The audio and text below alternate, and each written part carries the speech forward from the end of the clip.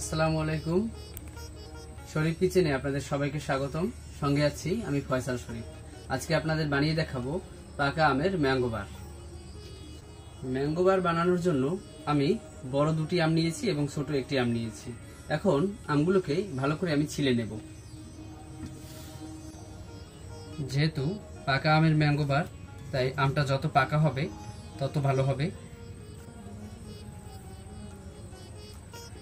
প্রথমটা খোসা ছাড়ানো শেষ, এখন আমি ঝাঁপিতে রেখে দিচ্ছি। এখন দ্বিতীয়টাকে ছিঁড়ে নেব। এভাবে ম্যাঙ্গো বার বাসায় বানিয়ে নিলে দোকান থেকে আর কিনে খাওয়ার প্রয়োজন হবে না। পাকা আম ছেলার জন্য ছুরি বা বটির প্রয়োজন হয় না, হাত দিয়ে এভাবে টেনেই ছোলাগুলো ছিলে ফেলা যায়। অবশ্যই পাকা এবং মিষ্টি আম নেওয়ার চেষ্টা করবেন।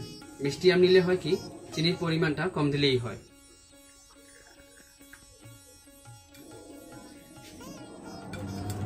এখন আমগুলোকে আমি বাড়া থেকে ছাড়িয়ে নেব। এখন একটা চামচ দিয়ে একটু চেপে চেপে ভালো করে আমটাকে চেলে নিচ্ছি। শুধুমাত্র আমের নির্যাসটাকে আমি নেব।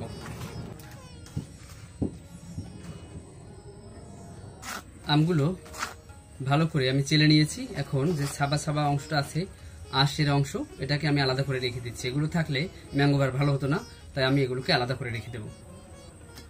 আমগুলো থেকে আমের নির্যাসগুলোকে বের করে নিয়েছি। এবার গ্যাসটাকে অন করে দেব।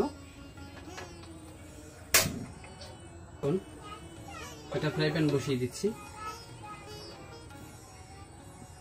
ফ্রাই প্যানের ভিতরে আমের নির্যাসটাকে ঢেলে দেব। আমের নির্যাসের মধ্যে দিয়ে দিচ্ছি 1 চা চামচ পরিমাণ বিট লবণ, সামান্য পরিমাণে জিরার গুঁড়া, সামান্য পরিমাণে ভিনেগার, চিনি। চুলার আঁচটাকে মিডিয়াম অবস্থায় রেখে এখন আমের নির্যাসটাকে আমি নাড়াচাড়া দিয়ে দেব। যতক্ষণ পর্যন্ত আমের নির্যাস একদম ঘন হয়ে না আসে ততক্ষণ আমি ফ্রাই প্যানে নাড়াচাড়ার উপরে থাকবো। আর নাড়াচাড়া বন্ধ করলে ফ্রাই প্যানের নিচে লেগে যেতে পারে। বাড়িতে বসেই সহজেই ম্যাঙ্গো বার তৈরি করে নেওয়া যায়। এতে তেমন কোনো মশলার প্রয়োজন হয় না। যেসব উপকরণ লাগে সেই উপকরণগুলো সবারই কম বেশি বাড়িতে থাকে এবং হাতের কাছেই যে কোনো দোকানেও পাওয়া যায়, এবং অল্প খরচেই খুব সুন্দরভাবে ম্যাঙ্গো বার ঘরে বসেই তৈরি করে নেওয়া যায়। আমের নির্যাসের ভিতরে একদম বরফ চলে আসছে। চুলার আঁচটাকে একদম লো অবস্থায় রেখে দিতে হবে, তা না হলে আমের নির্যাসটা গায়ে ছিটতে পারে। তাই আমি একদম চুলার আঁচটাকে লো অবস্থায় রেখেছি। যখন একদম ঘন হয়ে যাবে আর ভালো মতো বরফ চলে আসবে, তখন আমি চুলা থেকে নামিয়ে নেব। আমের ভিতরে বরফ চলে আসার পরে দিয়ে দেব 1/2 চা চামচ মরিচের গুঁড়া। তাহলে একটা দারুণ ফ্লেভার বের হবে আর স্বাদটাও অনেক বাড়বে, খেতে ভালো লাগবে। আপনারা চাইলে স্কিপ করতে পারেন, মরিচের গুঁড়া না দিলেও কোনো সমস্যা নেই। যারা একটু ঝাল ঝাল পছন্দ করেন তারা মরিচের গুঁড়া দিয়ে দিতে পারেন, এটা অপশনাল।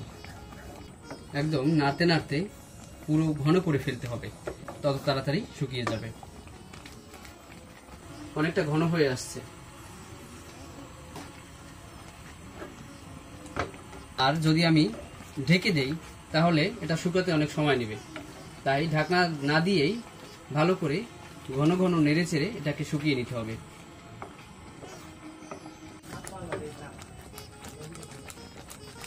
ম্যাঙ্গো বার তৈরির জন্য আম অনেকটা ঘন হয়ে আসছে, আর দেখতে পাচ্ছেন বড় বড় বলক ওঠা শুরু হয়ে গিয়েছে।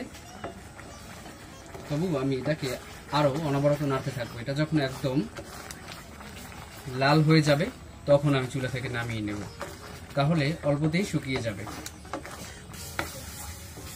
এখন আমার ম্যাঙ্গো বার একদম প্রস্তুত। এখন চুলা থেকে আমি নামিয়ে নেব। একদম ঘন হয়ে গেছে, আর দেখতে পাচ্ছেন একদম অল্প হয়ে গেছে। কতটা ছিল এখন টেনে একদম অল্প হয়ে গেছে, আর শুকাতে এখন কম সময় লাগবে। এখন আমি গ্যাসটাকে বন্ধ করে দিচ্ছি। এখন একটা পাত্রে একটু সরিষার তেল দিয়ে নিচ্ছি। আমি যে পাত্রে ম্যাঙ্গো বার নামিয়ে নেব সেখানে একটু সরিষার তেল দিয়ে দেব, যাতে ম্যাঙ্গো বারটা উঠাতে আমার সুবিধা হয়। একদম ভালো করে একটু তেল দিয়ে দিতে হবে, যাতে উঠানোর সময় পাত্রে কামড়ে না ধরে। হাতের সাহায্যে আমি সারা পাত্রে একদম ছড়িয়ে দিচ্ছি। এখন আমি ম্যাঙ্গো বারটাকে ওই পাত্রে ঢেলে নেব।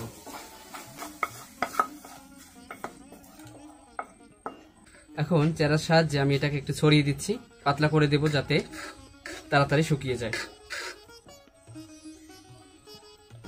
আমার ম্যাঙ্গো বার এখন প্রস্তুত।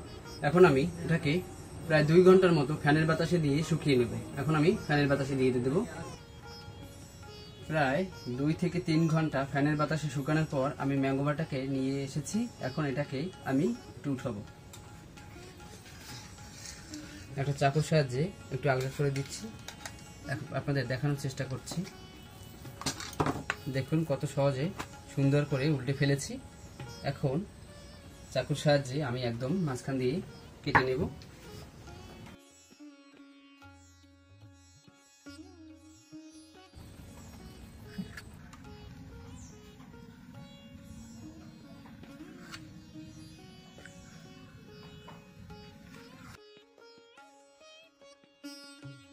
মতো করে আমি উঠিয়ে নিয়েছি, দেখতে পাচ্ছেন একদম কত সুন্দর হয়েছে দেখুন। এখন একটু খেয়ে দেখি কেমন হয়েছে।